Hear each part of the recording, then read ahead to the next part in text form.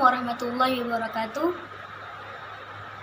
Alhamdulillahirabbil alamin.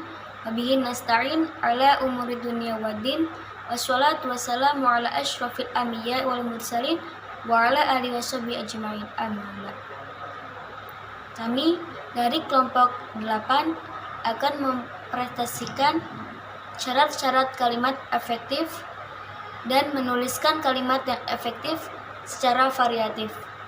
Sebelumnya, kami perkenalkan, saya Nurul Fadilah dan rekan saya Jafid nama Iqbal. Baiklah, materi yang pertama yang akan dibacakan oleh rekan saya. Kepadanya dipersilakan. Yang pertama, syarat-syarat kalimat efektif. Adapun syarat-syarat yang memenuhi kalimat efektif. Yang pertama, kesepadaan. Suatu kalimat efektif harus memenuhi unsur gramatikal, yaitu unsur subjek, predikat, objek, dan keterangan yang bisa disebut SPOK. Di dalam kalimat efektif harus memiliki keseimbangan dalam pemakaian struktur bahasa. Contoh, Tommy pergi ke kampus, kemudian ke perpustakaan. Yang kedua adalah, setelah kesepadaan adalah kehematan.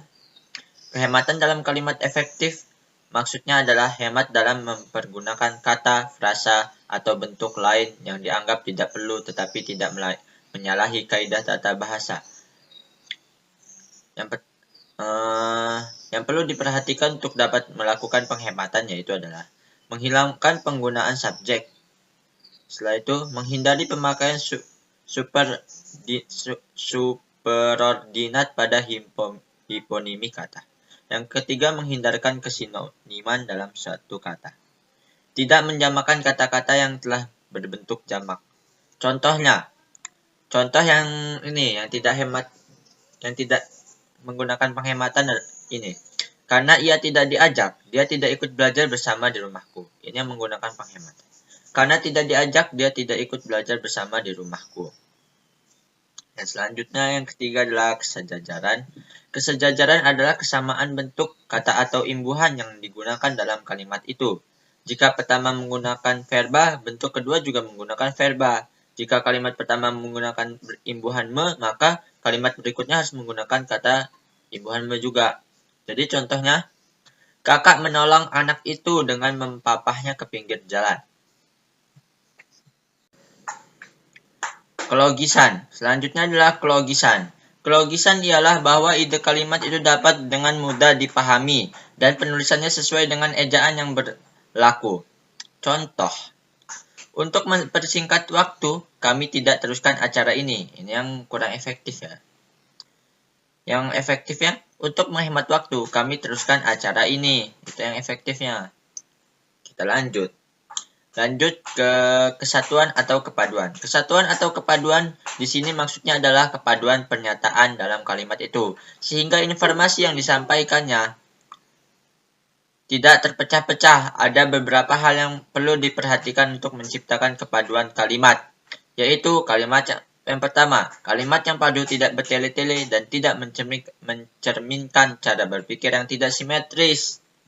Yang kedua, kalimat yang padu menggunakan pola aspek, agen, verbal secara tertib dalam kalimat-kalimat yang berpredikat pasif dan persona. Yang ketiga, kalimat yang padu tidak perlu menyisipkan sebuah kata seperti daripada atau tentang antara predikat, kata kerja, dan objek penderita. Yang selanjutnya adalah kecermatan dalam pemilihan dan penggunaan kata. Dalam membuat kalimat efektif jangan sampai menjadi kalimat yang ambigu. Contoh, mahasiswa perguruan tinggi yang terkenal itu mendapatkan hadiah. Itu ambigu, itu tidak efektif. Yang efektifnya, mahasiswa yang kuliah di perguruan tinggi yang terkenal itu mendapatkan hadiah. Lanjut ke materi selanjutnya, yaitu yang kedua adalah unsur-unsur kalimat efektif. Unsur kalimat adalah fungsi sintaksis yang dalam buku-buku tata. Bahasa Indonesia lama lazim disebut jabatan kata, kini kata, dan kini disebut peran kata dalam kalimat, yaitu subjek, predikat, objek, pelengkap, dan keterangan. Langsung masuk ke yang subjek.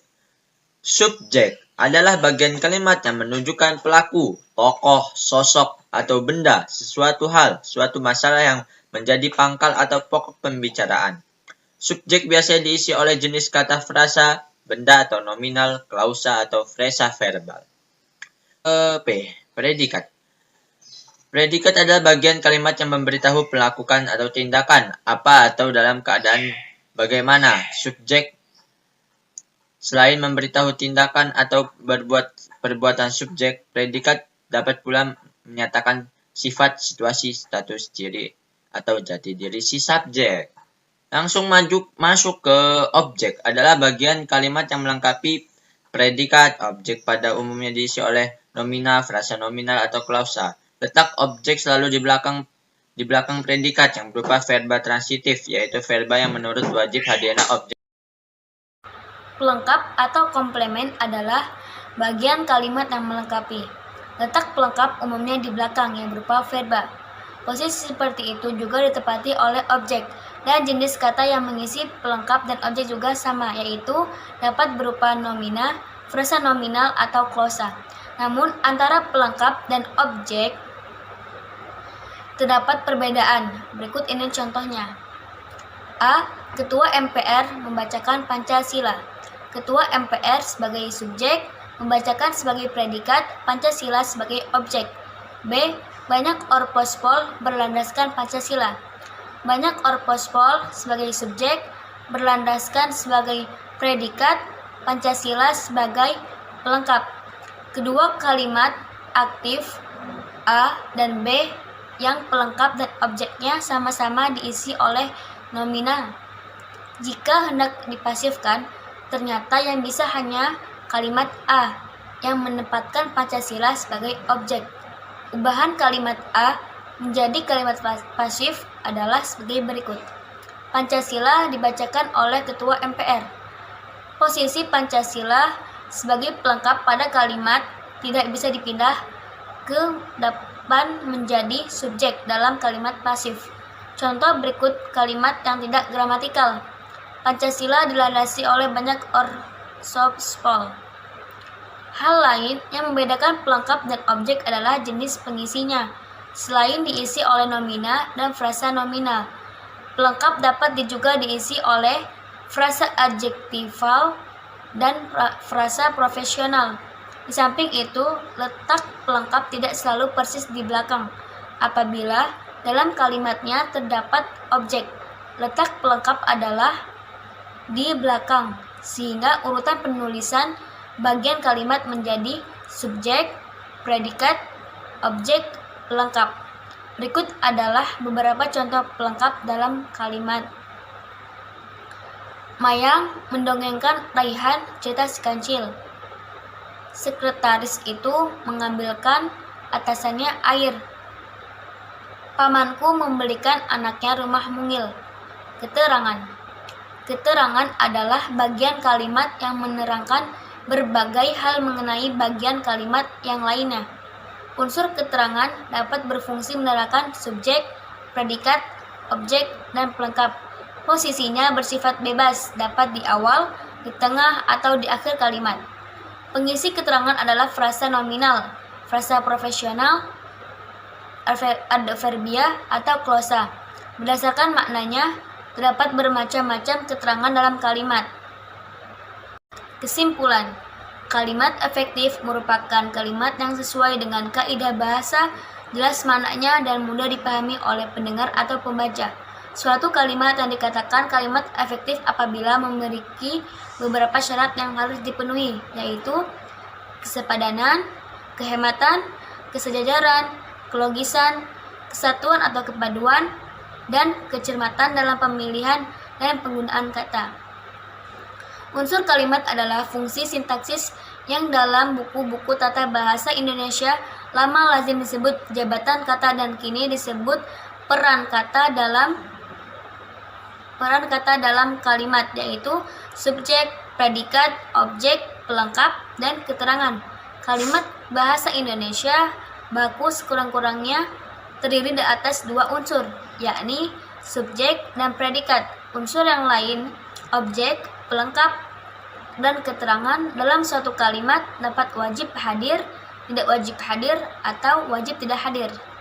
Cara penulisan kalimat yang efektif adalah terpenuhinya syarat-syarat yang di atas terlebih dahulu agar bisa menjadi kalimat efektif yang bervariatif.